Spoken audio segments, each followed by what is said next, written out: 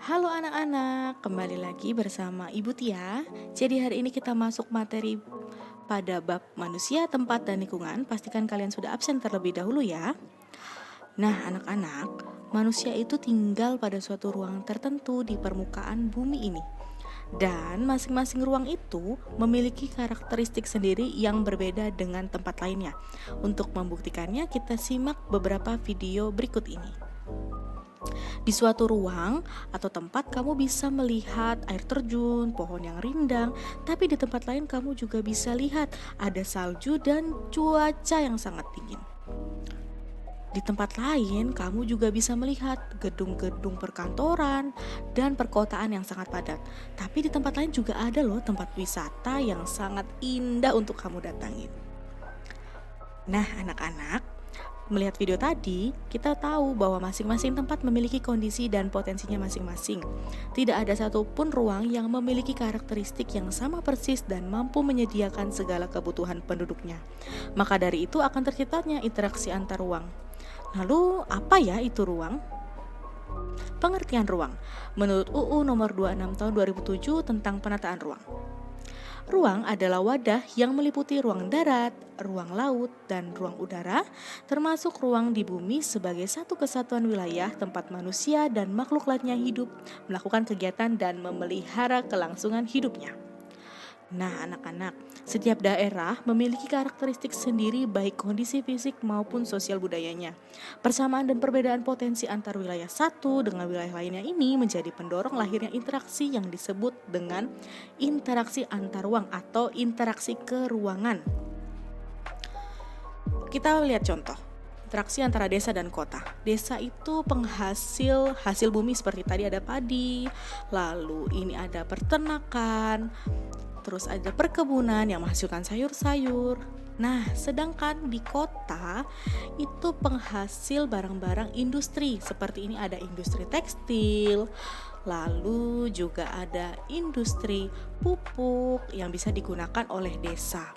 Nah, kita bisa melihat interaksi antara keduanya bahwa desa dan kota itu saling membutuhkan untuk melengkapi kebutuhan mereka masing-masing sehingga mereka bisa melakukan interaksi antar ruang, yaitu desa membutuhkan kota dan kota membutuhkan desa. Mereka bisa melakukan kegiatan perdagangan untuk tukar-menukar kebutuhan. Bentuk-bentuk interaksi keruangan. Interaksi keruangan dapat berupa pergerakan orang, barang, dan informasi dari daerah awal menuju daerah tujuan. Nah, bentuk-bentuknya yang pertama ada mobilitas penduduk, yang kedua ada komunikasi, dan yang ketiga ada transportasi. Yang pertama, mobilitas penduduk merupakan interaksi dalam bentuk perpindahan manusia, contohnya transmigrasi. Yang kedua, komunikasi merupakan interaksi melalui informasi secara langsung maupun tidak langsung, contohnya membaca koran. Yang ketiga, transportasi merupakan interaksi perpindahan barang atau energi, contohnya sayur yang dibawa dari desa ke kota. Kondisi yang menyebabkan interaksi antar ruang. Yang pertama ada saling melengkapi, yaitu kondisi di mana terjadinya saling melengkapi antar wilayah yang memiliki perbedaan komunitas yang dihasilkan. Sebagai contoh, Pagar Alam merupakan kota penghasil teh, sedangkan pesisir Lampung merupakan kota penghasil ikan laut. Nah, dari sini kita bisa melihat bahwa mereka saling membutuhkan satu sama lain untuk melengkapi kebutuhannya, sehingga mereka bisa melakukan interaksi antar ruang dengan cara perdagangan. Yang kedua, ada kesempatan antara. Terjadi ketika suatu lokasi lainnya menawarkan alternatif lebih baik sebagai tempat asal maupun tempat tujuan. Hal ini disebabkan ketika seorang akan membeli suatu produk, maka ia akan memperhatikan faktor biaya dan jarak untuk memperoleh produk tersebut. Contohnya seperti ini, ketika tadi kita melihat interaksi antara Pagar Alam dan Lampung, lalu ternyata Bengkulu yang jaraknya lebih dekat dari Pagar Alam juga merupakan penghasil ikan laut. Maka dari itu dapat terjadi interaksi yang menguat antara Pagar Alam dan Bengkulu, sedangkan interaksi yang akan melemah antara Pagar Alam dan Lampung. Yang ketiga ada kemudahan transfer, yaitu kondisi yang sangat tergantung pada ketersediaan infrastruktur, sarana dan prasarana yang menghubungkan daerah asal dan tujuan.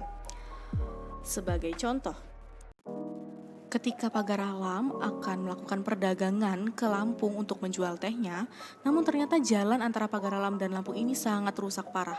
Hal ini dapat menyebabkan pagar alam tidak akan jadi untuk melakukan interaksi dengan Lampung. Maka dari itu, infrastruktur sangat berpengaruh penting untuk terjadinya interaksi keuangan. Nah, anak-anak, itu tadi materi yang Ibu sampaikan. Nah, sekarang ini adalah tugasnya. Kalian harus menuliskan dan jelaskan 3 contoh interaksi antar ruang yang terjadi antara daerah Palembang dengan daerah sekitarnya. Kalian bisa melihat dari contoh bentuk-bentuk interaksi antar ruang, karena ada banyak sekali contoh-contohnya. Nah, ini adalah contoh dalam mengerjakan tugasnya. Kalian harus menjelaskan interaksi apa yang terjadi antara Palembang dengan kota sekitarnya. Misalnya ini interaksi antara Palembang dan Pagar Alam, yaitu ketika liburan akhir tahun, banyak penduduk Palembang yang berwisata ke Pagar Alam. Kalau kalian ingat, ini merupakan contoh dari bentuk interaksi antar ruang dalam mobilitas penduduk. Nah, tugas bisa langsung dikerjakan dan dikumpulkan pada bagian tugas di e-learning SMP Safira, yaitu learning.smpsafira.sch.id. Tugas dikumpulkan dan dikirimkan maksimal pada malam ini jam 10 malam ya. Jika lebih dari itu, tugas tidak akan saya periksa dan nilainya kosong. Nah, sekian dulu pertemuan kita hari ini. Sampai bertemu pada minggu depan bersama Ibu Tia lagi di pelajaran IPS. Dadah!